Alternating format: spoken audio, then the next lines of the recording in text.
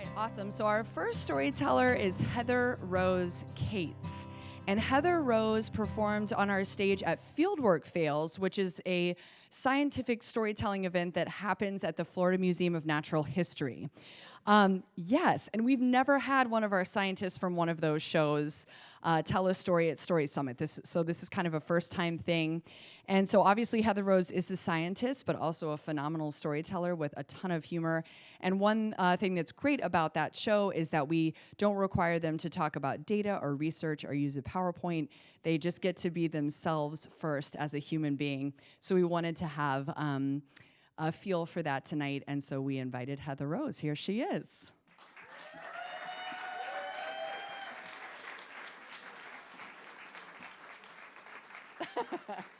I'm glad you didn't bail. Yeah, that's perfect. Hello. So I'm a botanist at the Florida Museum of Natural History. Thank you. But that's not usually how I introduce myself when people ask me what I do, because that sounds really rugged. And I spend most of my time in front of a computer analyzing data, and that is what makes me really happy as a scientist. But the data that I work with all come from real life plants out in the wild, and somebody has to go collect them. It's not usually me. But a few years ago, when I was doing my PhD research on the genetics of pumpkins and their wild relatives, the US Department of Agriculture asked me if I would go around the country and collect wild species that are related to crops. And I said yes, and I was excited about it because I love crop wild relatives.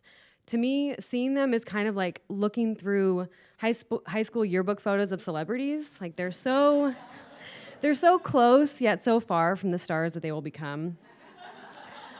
So I was excited to do this work, but I was also nervous to be out of my element. And I was particularly nervous for the fieldwork that I did right here in Florida for a couple of reasons. One reason was because the species that I collected here, which is the Okeechobee gourd, which is a wild relative of pumpkin, is very, very nearly extinct. So the stakes are kind of high. The second reason was because that species only grows along waterways and can only be accessed by boat, which was something that I had absolutely zero experience with. But I set out to do it, and I recruited a couple of great unpaid helpers. One was my best friend Rebecca, who is a real field botanist with a real unhelpful specialty in alpine botany. And the second was a willing undergraduate named Daniel, who, despite his vocal concerns regarding alligators, water snakes, boat spiders, agreed to come along in the name of undergraduate experience. So that was great. So we set out from Gainesville around 6 in the morning on a Saturday. Everyone was really happy with me. For DeLand, which is a couple hours south of here, to go along the St. Johns River, which is one of only 2 places in the world where this species occurs. So when we got there, we went into this marina where we were going to rent a boat, and we unloaded all of our gear from the car. And if you've never seen plant collecting gear, it is pretty strange looking. And all of these families were there, people going fishing on a Saturday, and they're asking us what we're doing.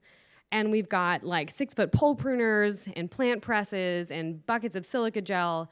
And I experienced the most literal form of imposter syndrome that I've ever experienced, which is that what I was doing, considering I'm usually a data analyst, felt so weird and looked so weird that my body kind of convinced myself that I was actually lying when I answered people. And I started to feel like what I was doing was a cover for some more nefarious activity. We're just plant collecting. And I just couldn't wait to get away from the marina and kind of away from judgmental eyes, which I was probably imagining, and just kind of sink or swim on my own. But before I could do that, I needed to pass a test, which was not designed to be a test. But with my boat knowledge, it was. So the night before, I had briefly Googled how to drive a John boat. Very briefly, a John boat is basically a big rowboat with an outboard motor, and in order to steer it, most of you probably know this and I didn't, you have to direct the tiller the opposite direction that you want the boat to go, and then you go like this to accelerate it. And I was expecting to be handed the keys and find a boat out in the river and just boat away. But the boat was actually in this little boat parking spot that was enclosed by wood on both sides, and then there was a little alleyway and then the river. And so the first thing that I needed to do was reverse the boat out of this enclosed space while the kind of older, rugged-looking fisherman who had reluctantly handed me the keys watched. And I got it out of there, and it was super awkward, and I hit the wood many times. But I really didn't have another option because I couldn't very well tell him, I can't do this, can you please do this for me, and then entrust me with your boat for the rest of the day. So I got it out on the water. So we set off and kind of shook out the nerves, started looking for this plant. And the way that you look for a plant that grows along the water is basically to boat very slowly, looking up into the trees for a green leaf that looks slightly different than all the other green leaves. And when you see it, you approach the shore to get out of the boat and go collect it.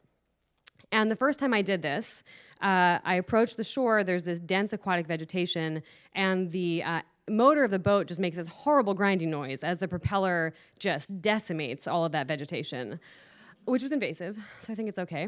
But but my heart is just like pounding because I'm sure that what will happen is we will get stranded, we will have to call the marina to rescue us, they will be not at all surprised, and I really didn't want that to happen, and it didn't. I know now, Googling some terms to prepare to tell this story, that we were actually quite lucky that we didn't get stuck because every time I see a picture on Google Images of a boat, a John boat approaching the shore, they have raised the propeller out of the water. And I did not know that that was something that you could do, and I did not do it a dozen times that day. But we didn't get stuck, which was a huge relief. And after about 9 hours of looking for this species and finding 4 populations of it, we finally had to call it a day. That was pretty hard to do and hard to accept how few populations of the species we found, but I was very concerned with getting back to the marina before it closed. I really hate breaking rules and drawing attention to myself when I'm convinced that I'm using plant collecting as a cover for something illegal. So I wanted to get back on time, so we threw in the towel, finally accepted we had to leave, and we set out on the open water. And for the first time that day, enjoyed ourselves because I had not let anyone have any fun. I take taxpayer dollars for science research very seriously. And so finally, we're opening the throttle, we're out on the open water, and we're feeling really successful, like when you've done something that you thought that you weren't going to be able to do. And we decided to just stop briefly to take a quick group selfie to commemorate our success. So we stop the boat, take this picture with the beautiful river in the background, and I turn the boat back on, and nothing happens. And I turn the boat on again, and nothing happens, and a third time, and nothing happens. And we're really not too concerned. We think it's kind of hilarious. All day we've been worried something's going to go wrong, and we have kind of this release of all of those nerves, like, oh, we have no idea what we're doing, and now we're stuck. But we'd been seeing people going by us on the river all day, and we were pretty sure this was something to do with our lack of expertise and not a boat problem, and someone would come by and tell us what to do. At that particular point on the river, we didn't have cell phone service, which had been the norm for most of the day. My phone was actually dead.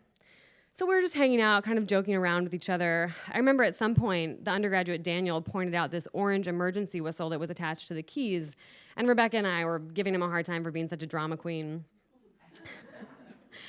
But after about 20 minutes, we're like, okay, the marina is going to be closing pretty soon. This is getting a bit stressful.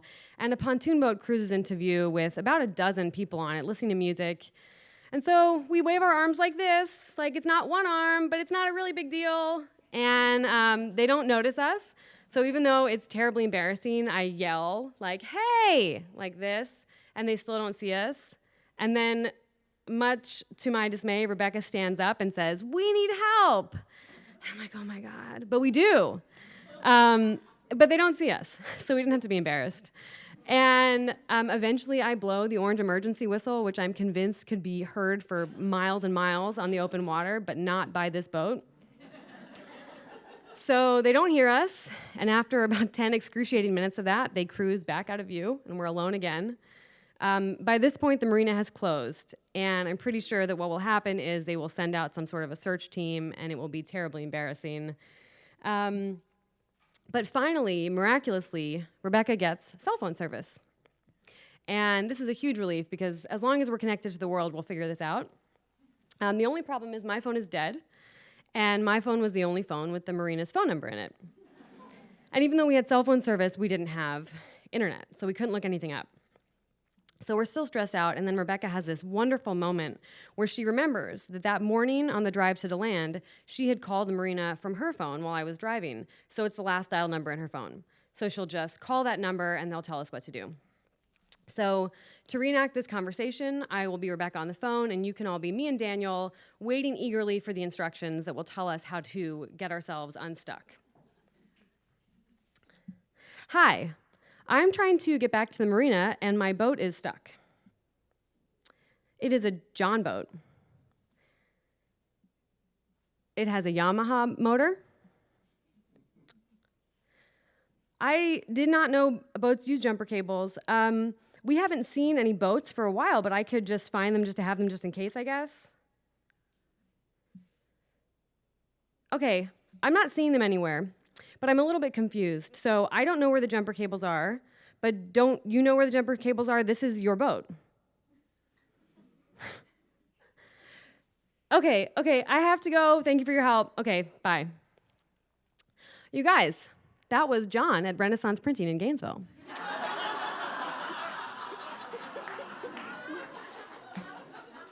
So in moments like this, my mind just races to find an explanation for what is going on, and I figured John at Renaissance Printing in Gainesville has a second job on the weekend in DeLand at a marina. And my best friend Rebecca is quite good friends with him, but didn't recognize his voice till the end of the conversation. That is not what happened, although reality doesn't make that much more sense. So Rebecca had called Renaissance Printing to check on an order of business cards after she called the marina that morning. And when she rushed to dial the last dialed number, that is who she called. And for some unknowable reason, when the guy at Renaissance Printing answered the phone and heard a distressed young woman say, "I'm trying to get back to the marina and my boat won't start," instead of saying, "I'm sorry, ma'am, you have the wrong number," he said, "What kind of a boat is it?" And then it turned out he really didn't have any helpful information. So long story short, Rebecca had cell phone service long enough to call the marina. They were altogether less excited to hear from us and less helpful than John at Renaissance Printing. But they did talk us through getting the boat back to the marina, and it had something to do with the engine being flooded, and I don't know what it was flooded with. And I'm ashamed to say, if this happened tomorrow, I would be just as helpless to fix it. But we made it back to Gainesville late Saturday night, had to cancel some plans, but we did have seeds from this species on the brink of extinction. We had a funny story, and we had a 5-star review to leave Renaissance Printing for their excellent customer service. Thank you.